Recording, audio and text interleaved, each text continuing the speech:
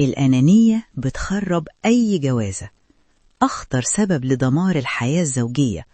نصيحة لكل زوجين، لكل زوج وكل زوجة، عايزة أقول لكم نصيحة من قلب خدوا بالكم، الأنانية أخطر من أي مشكلة في الجواز. مش كل مرة واحد فيكم يقول أنا صح وأنا الأول وأنا الأهم. البيت مش ساحة حرب، البيت مشاركة. لما كل واحد يفكر في نفسه بس، الحب بيتخنق والاهتمام بيختفي والقرب يتحول لبرود. التضحية مش ضعف، التنازل مش قلة قيمة.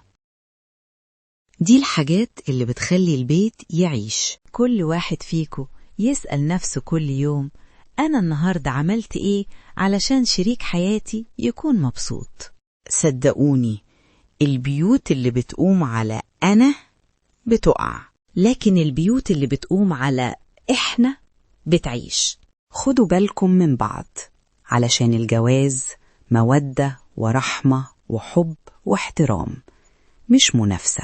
عندي كلام كتير عاوزة أقوله لكم، علشان أنا عشت الحياة وعرفت إيه اللي بيعمر البيوت وإيه اللي بيخربها. أكيد يهمكم تستفادوا من الكلام اللي جاي، علشان كده اشتركوا في القناة وفعلوا زر الجرس علشان مفيش كلام يفوتكم. في الفيديو اللي جاي هكلمكم عن خطورة الكذب في الحياة الزوجية. شارك الفيديو، قد تكون سبب بركة لأحد وأنت لا تدري.